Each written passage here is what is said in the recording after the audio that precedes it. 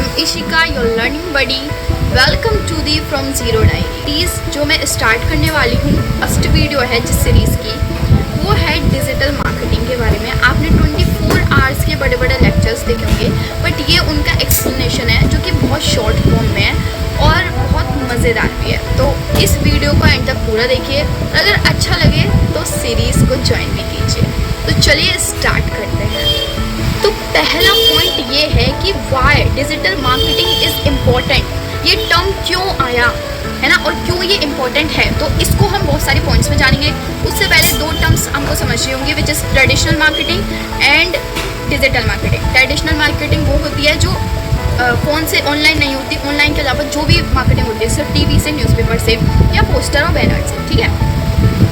अब सबसे पहला पॉइंट आता है रीच। रीच यानी कि पहुंच, यानी कि ट्रेडिशनल मार्केटिंग जो है इसकी पहुंच एक लिमिटेड होती है। अगर आपने 500 पेपर्स बनवाए हैं और तो वो 500 लोग उन पेपर्स को ही देख पाएंगे।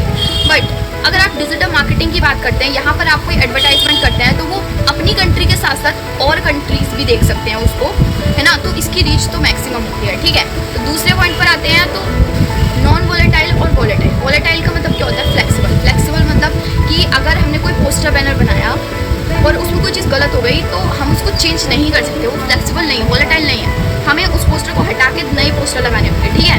तो ये एक कमी है ट्रेडिशनल मार्केटिंग की। अगर हम डिजिटल मार्केटिंग की बात करें तो विद इन सेकेंड हम उसको चेंज कर सकते हैं, ठीक है। डिलेड कम्युनिकेशन और इंस्टेंट कम्युनिकेशन। ट्रेडिशनल मार्केटिंग में हमारी जो कम्युनिकेशन होती है वो बहुत डिले हो जाती है, क्योंकि बहुत ज़्यादा ऑनलाइन कॉन्टैक्ट नहीं रहता है। बट ऑनलाइन में क्या होता है कि आप विद इन सेकेंड मैसेज करो एंड आपको रिप्लाई मिल जाएगा और आपको सारी जानकारी मिल जाएगी। नेक्स्ट है lack of real time results.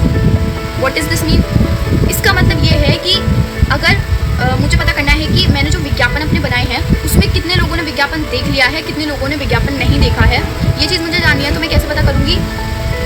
नहीं पता कर सकते ट्रेडिशनल में, बट हम कर सकते हैं पता डिजिटल मार्केटिंग में। तो ये एक एडवांटेज हो गई डिजिटल मार्केटिंग। वहीं अगर हम बात करें कि कॉस्ट की, तो जो ट्रेडिशनल मार्केटिंग होती है वो बहुत ज़्यादा कॉस्टली होती है, बट जो डिजिटल मार्केटिंग होती है वो बहुत कम कॉस्टली होती है। अगर हम नेक्स्ट पॉइंट की बात करें तो वो टारगेटिंग ऑडियंस, मतलब राइट ऑडियंस। जैसे कि अगर किसी महिलाओं के कपड़ों की या ज्वेलरी की वो बात है तो वो उन तक पहुंचनी चाहिए। अदर्स तक पहुंचेगी तो वो चीज़ वेस्ट भी होगी और अपना टारगेट भी कंप्लीट नहीं हो पाएगा। तो ऑनलाइन मार्केटिंग में क्या होता है कि हम टाइम, लोकेशन, जेंडर सब कुछ सेलेक्ट कर सकते हैं कि किसके पास पहुंचेगी हमारी advertisement. So this is the advantage. तो ये थी advantages of digital marketing and disadvantages of traditional marketing. In points को आपको याद रखना है। आई होप आपको ये पॉइंट्स समझ में आए होंगे।